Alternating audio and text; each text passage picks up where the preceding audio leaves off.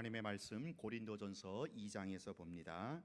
신약성경 264쪽 고린도전서 2장 우리 1절부터 11절까지 저와 여러분이 한 절씩 교독하도록 하겠습니다.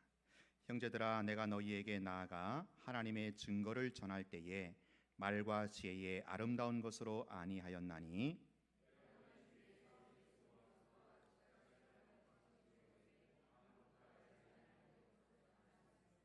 내가 너희 가운데 거할 때에 약하고 두려워하고 쉼이 떨었노라.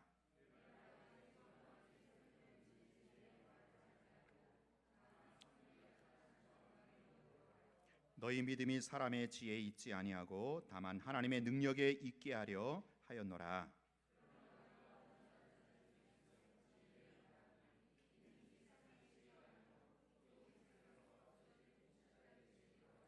오직 은밀한 가운데 있는 하나님의 지혜를 말하는 것으로서 곧 감추어졌던 것인데 하나님이 우리의 영광을 위하여 만세전에 미리 정하신 것이라.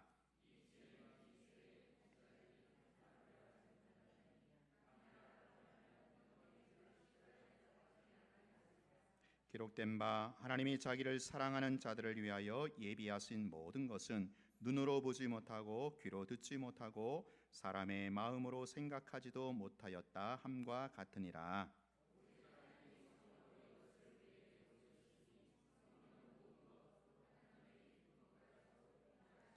같이 합니다. 사람의 일을 사람의 속에 있는 영 외에 누가 알리요? 이와 같이 하나님의 일도 하나님의 영 외에는 아무도 알지 못하느니라. 아멘.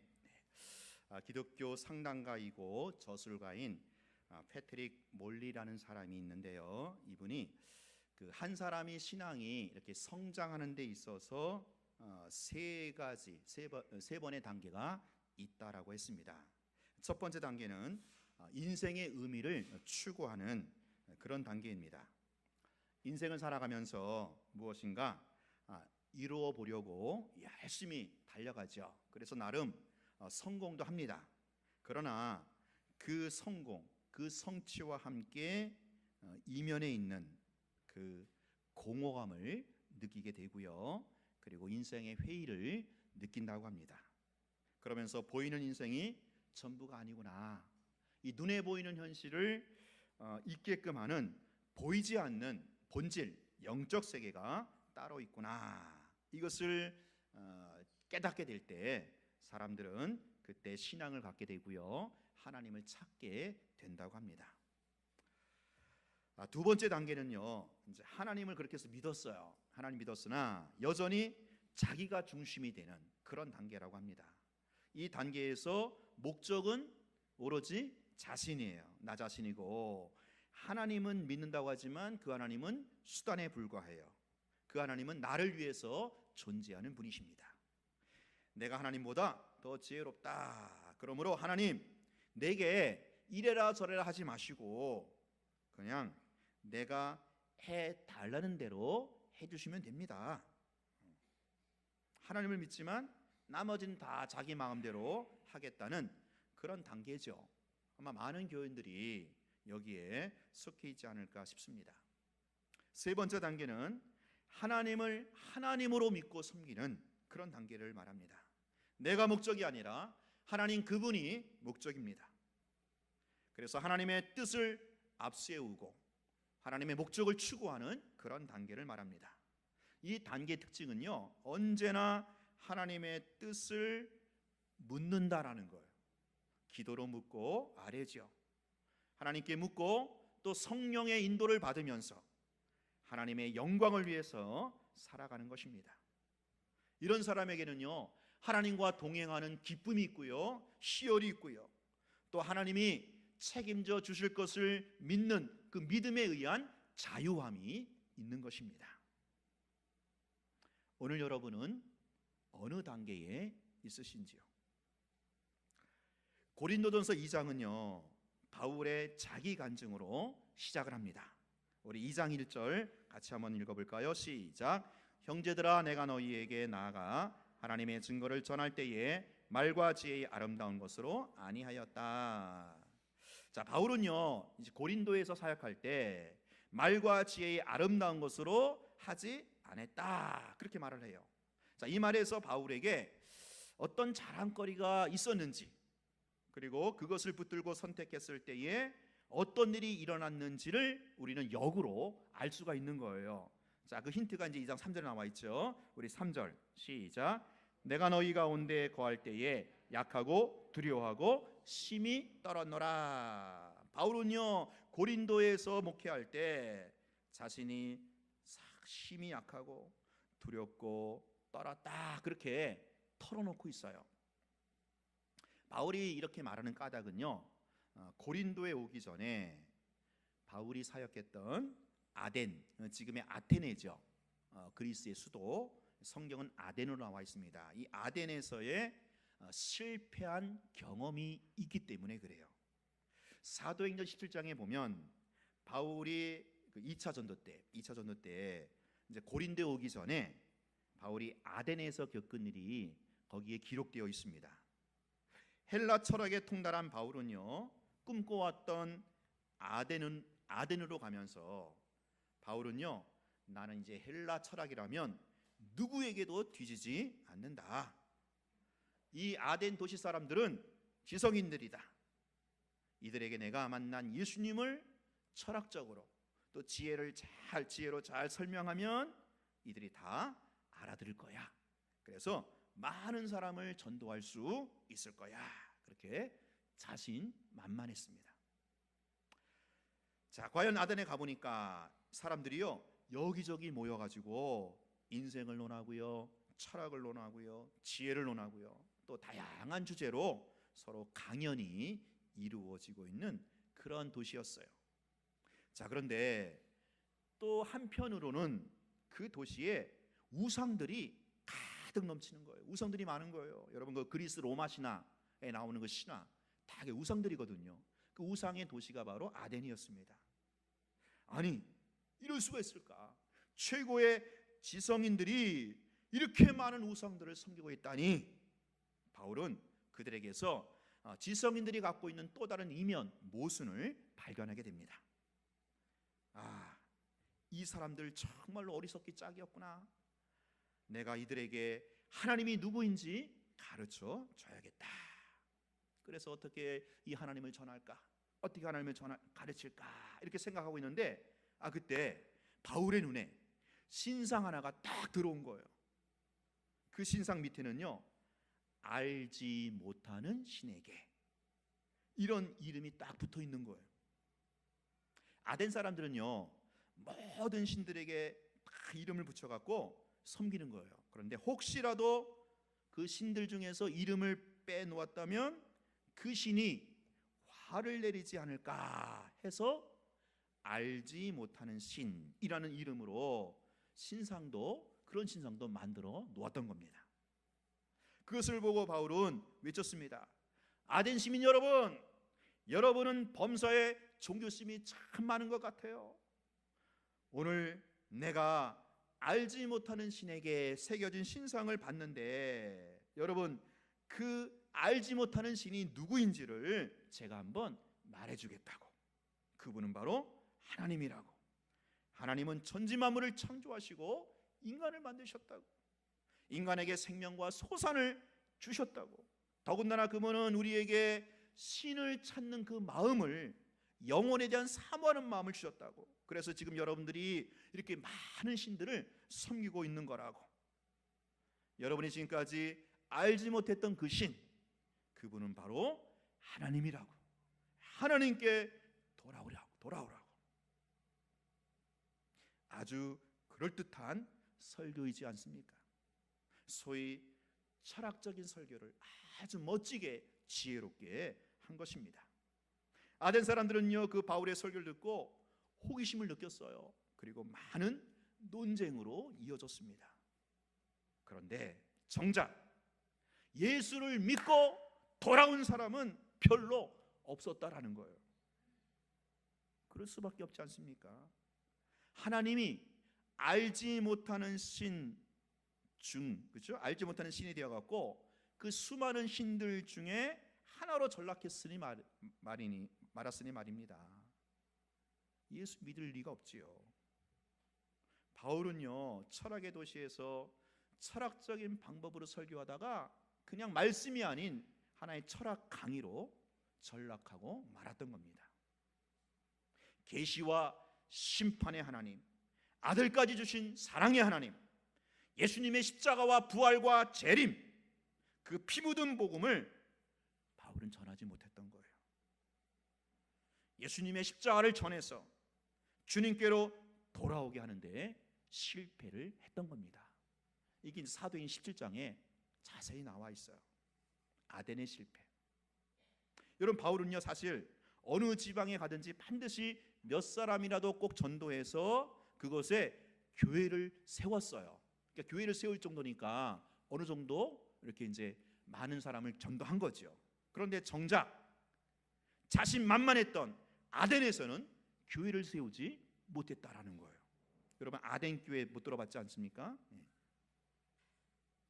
가장 믿었던 도시에서 가장 좋은 대상이라고 여겼던 그 지성인들을 만나가지고, 그래서 바울이 가장 자신했던 자기 지혜와 자기 지식으로, 철학으로, 논증으로 접근했지만 깨끗하게 실패하고 만 거예요. 바울은 너무나도 부끄럽고 낙심이 되어서 그만 쫓기듯 도망가듯 아덴을 떠나서 그 옆 동네 고린도에 온 겁니다. 자, 그런데 이 고린도가 어떤 곳입니까?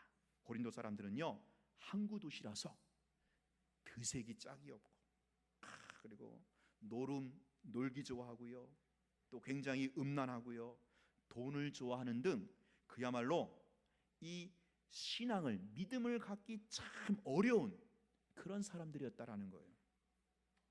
바울은 이들에게, 내가 어떻게 이곳에서 복음을 전할 수 있을까? 참 난감하고요, 참 두렵고요, 참 떨렸어요. 여러분, 자라 보고 놀란 가슴 소뚜껑 보고 놀란다고. 좀 전에 아덴에서 실패했거든요. 아덴에서 실패한 두려움 때문에 고린도에서 바울은요, 담대하게 복음을 전하지 못하고 그저 소극적으로 생계를 위해서 먹고 살 거 다 챙기면서 그저 몇몇 사람들에게만 복음을 전했던 거예요. 자, 그러던 어느 날 주님의 음성을 들은 거예요. 주님의 환상을 본 겁니다. 이게 이제 고린도의 환상이거든요. 뭐라고 했습니까? 이 성중에 내 백성이 많다. 바울, 잠잠하지 말고 두려워하지 말고 담대하게 외쳐라. 이 음성과 환상을 바울이 듣고 본 겁니다. 그러면서 바울은요, 새롭게 결심을 하게 돼요. 그동안 왜 내가 약해졌는지 깊이 반성하고요, 새로운 전도 전략, 새로운 그 선교 전략을 짜게 돼요. 앞으로 내가 전도할 때는 설득력 있는 지혜의 말로 하지 않겠다.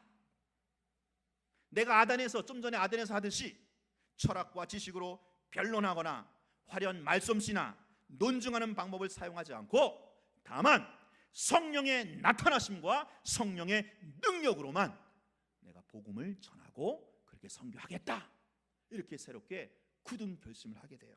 그게 이제 2장 4절 한번 읽어볼까요? 4절 시작. 내 말과 내 전도함이 설득력 있는 지혜의 말로 하지 아니하고 다만 성령의 나타남과 능력으로 하여 예수 그리스도와 그의 십자가에 못 박히신 것만 전하겠다. 그렇게 바울은 작정합니다.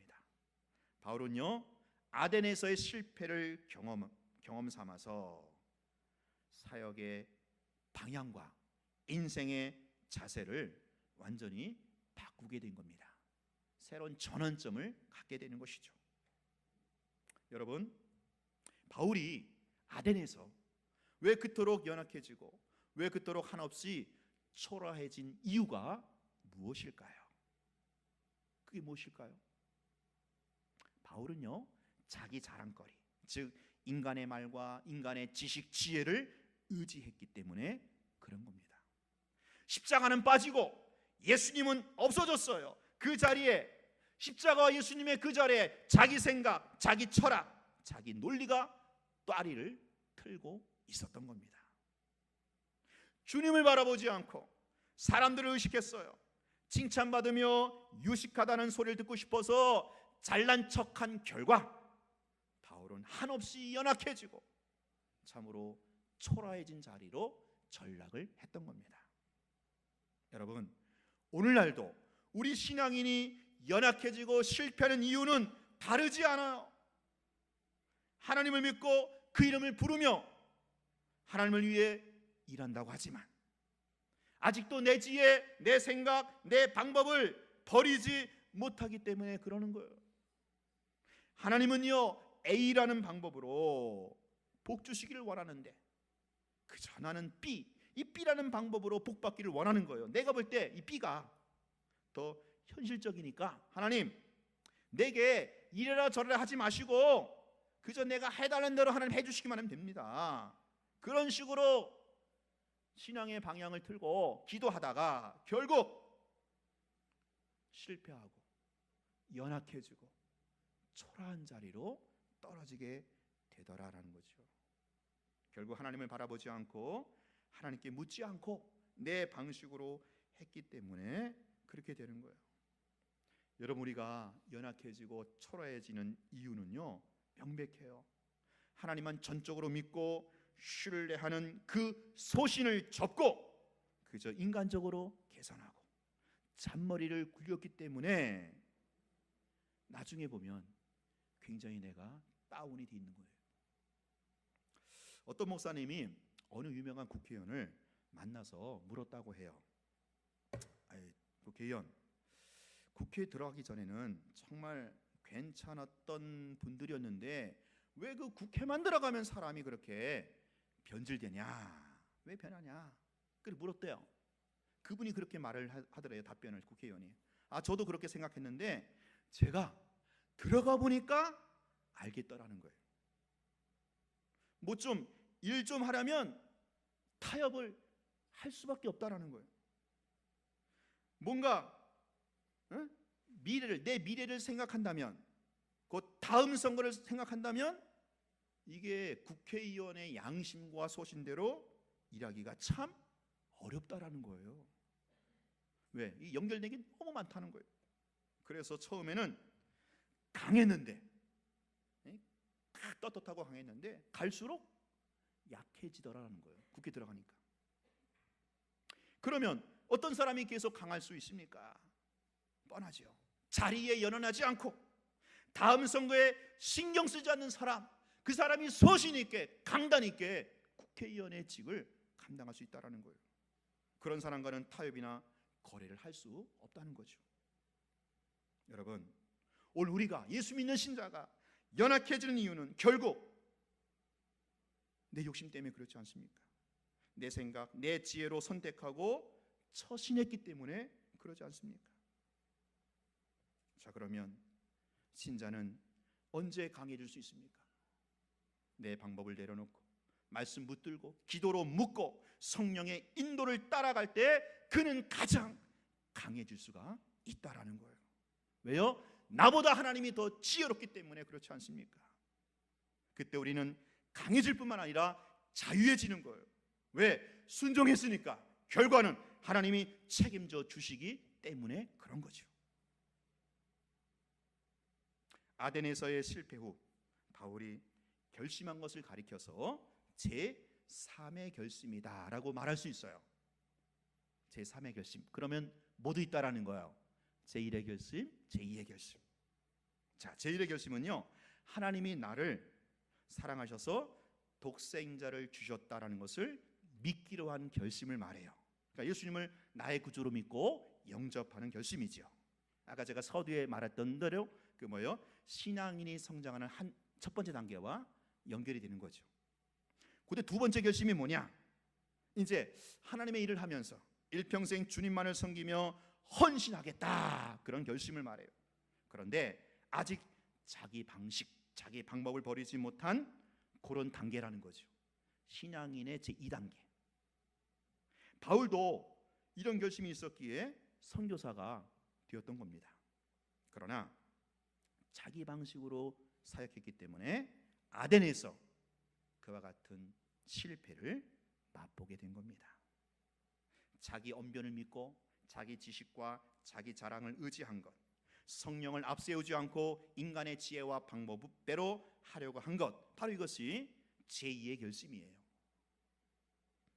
오늘 이 제3의 결심은 목적도 하나님이지만 그 방법까지도 내 방법이 아니라 하나님이 원하시는 방법대로 하겠다라는 결심이에요. 바울도요, 이 제3의 결심을 하기 전까지는 종종 실패하고 다투고 낙심하고 절망을 했던 겁니다. 그러나 이 제3의 결심을 한 이후에는 매사를 하나님께 묻고 아뢰고 성령의 인도를 받으면서 신바람나게 사역을 감당했던 겁니다. 여러분, 오늘 우리가 이 제3의 결심까지 나아가야 되지 않겠어요? 오늘 우리에게도 여러분 닥쳐오는 그 수많은 문제들, 그 수많은 문제들이 왜 그렇게 닥쳐오는지 아십니까? 그것이 사업의 문제이든 직장의 문제이든 건강, 질병, 자녀, 재물의 문제이든 오늘 우리로 하여금 제3의 결심을 촉구하게 하는 그런 하나님의 강권하심이다라는 거예요. 그래서 진정한 신앙인이라면요, 인생의 어느 순간 반드시 제3의 결심을 해야만 되는 거예요. 그건요, 그리고 빠를수록 신상에 좋아요. 그래야 시간 낭비, 물질 낭비를 안 할 수가 있는 거예요. 주님을 믿되 여전히 내 자랑, 내 고집, 내 머리가 아니라 성령의 인도를 따라 살기로 결심을 해야 합니다. 오늘 바울처럼 오직 십자가, 오직 성령, 이것이 바울의 선교 전략이고 바울의 인생관이 된 겁니다. 자, 근데 여기서 이제 또 문제가 또 발생하죠. 뭐냐? 바울이 여러분 얼마나 똑똑한 사람입니까? 기독교 역사 속에서 이 바울만큼 이 최고의 지성인이 없었어요. 신약 성경의 반을 기록했잖아요. 이런 사람이 자기 지혜와 자기 능력을 다 포기하겠다라고 했을 때 과연 그 안에 갈등이 없었을까요? 내가 지금 뭐 하는 거지? 내가 지금 이거 미련하고 어리석은 방법이 아닐까? 왜 갈등이, 왜 의심이 없었겠어요?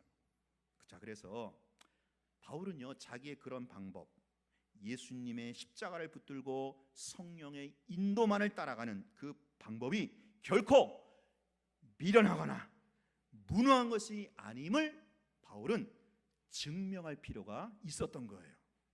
오직 십자가, 오직 성령을 따르는 것이야말로 참으로 지혜 있고 참으로 능력 있는 삶이라고 설명할 필요가 있었던 거죠. 밝힐 필요가 있었던 거예요. 자, 그래서 바울은 그것을 설명하기 위해서 이어지는 본문에 보면 바울은요, 지혜를 세상의 지혜와 하나님의 지혜로 이렇게 나눠요. 세상의 지혜란 무엇을 말합니까? 이 세상에 관한 지혜죠. 자연과학적인 지혜, 생활의 지혜, 철학, 예술, 학문, 모든 분야의 지혜를 포함하는 게 이게 세상의 지혜예요. 자, 그런데 여러분 보세요. 이 세상의 지혜는 결국 어떻게 됩니까? 결국은 없어질 지혜라는 거예요. 없어질 지혜. 자, 2장 우리 6절을 보겠습니다. 우리 6절 읽어볼까요? 시작. 그러나 우리가 온전한 자들 중에서 지혜를 말하노니 이는 세상의 지혜가 아니요 또 이 세상에서 없어질 통치자의 지혜도 아니요. 이 세상에서 없어질 지혜라는 거죠. 여러분, 사람이요, 그렇죠? 사람도 그렇고 인생도 그렇고 세상도 그렇고요, 영원하지 않아요. 그렇기 때문에 세상의 지혜도 잠시 있다가 사라지는 법이에요. 어느 시대에는, 한 시대에는 그 지혜가 최고였는데 글쎄 시간이 지나고 보니까, 세월이 지나고 보니까 옛날 이론의 오류가 또 한계가 드러나게 되는 거예요. 그리고 그것을 능가하는 새로운 또 이론, 새로운 지혜가 또 나오게 되잖아요.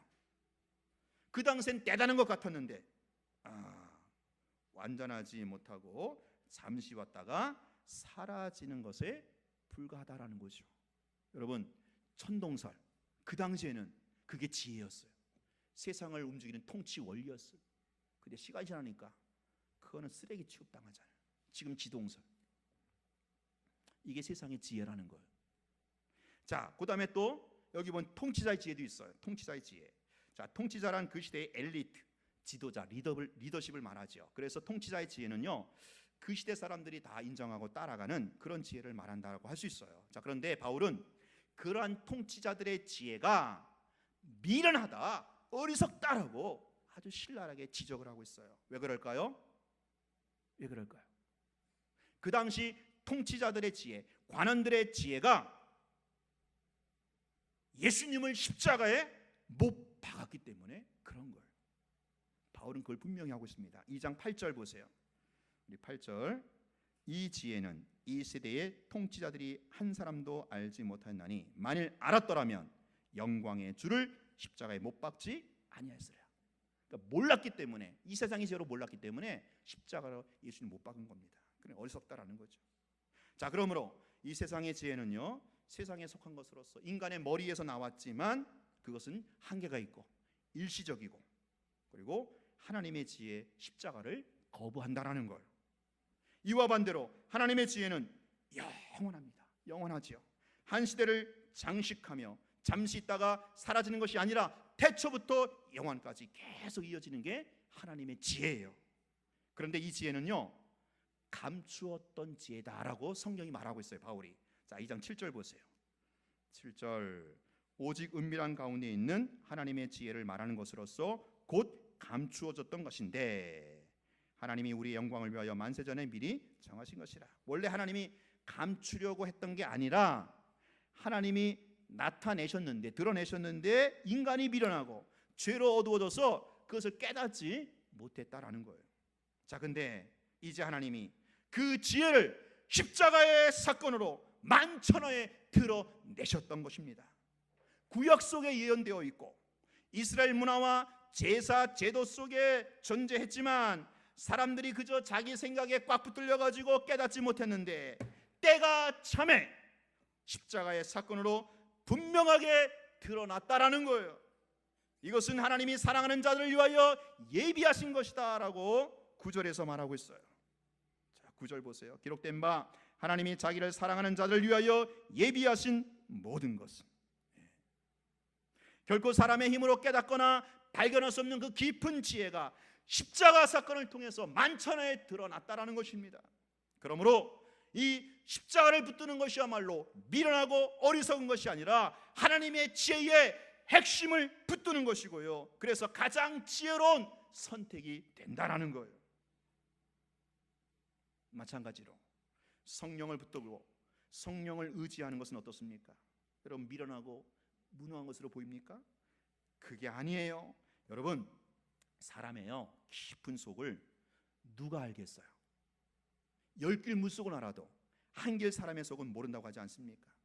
내 마음의 깊은 비밀, 내 속에 깊은 이 상처와 아픔, 나의 진정한 그 소원, 바람은 내 속에 있는 내 영이 알 수 있는 거예요. 내 영이. 그러니까 우리의 그 심연 가장 깊은 곳에 우리 영이 있어요. 영. 이 사람이 육체와 영으로 돼 있잖아요. 그 영이 나를 가장 잘 안다라는 거예요. 자, 마찬가지로 하나님의 가장 깊은 곳, 깊은 부분은 하나님의 영이신 뭐가? 성령만이 가장 잘 아신다라는 거예요. 이게 지금 바울이 말하는 논리입니다. 자, 10절, 11절 보세요. 오직 하나님이 성령으로 이것을 우리에게 보이셨으니 성령은 모든 것, 곧 하나님의 깊은 것까지도 통달하시느니라. 사람의 일을 사람의 속에 있는 영 외에 누가 알리요? 이와 같이 하나님의 일도 하나님의 영 외에는 아무도 알지 못하느니라. 여러분, 사람의 속에 우리 영혼 깊숙한 영이 있어요. 영. 그리고 예수 믿는 사람은요, 그 우리 속에 있는 영에, 예수 믿는 사람에게는 하나님의 성령이 내주하고 있어요. 믿습니까? 실제입니다. 실제. 저는요 그걸 늘 의식해요. 그래가지고 이런 기도할 때 피곤하실 때 이제 꼭 교회 가서 기도하고 뭐 무릎 꿇고 기도하는 것만이 아니라 내 안에 계신 성령님과 함께 기도해 보세요. 아, 내 안에 성령이 계시는구나. 그 성령님과 함께 기도해 보세요. 그게 무시로 성령 안에서 하는 기도예요. 자, 하나님의 영이신 성령이 내 속 깊은 곳에 있는 영과 함께 사셔요. 내주하신다는 거죠. 그래서 내 안에 계신 성령을 의지하고 신뢰하는 것은 뭐냐?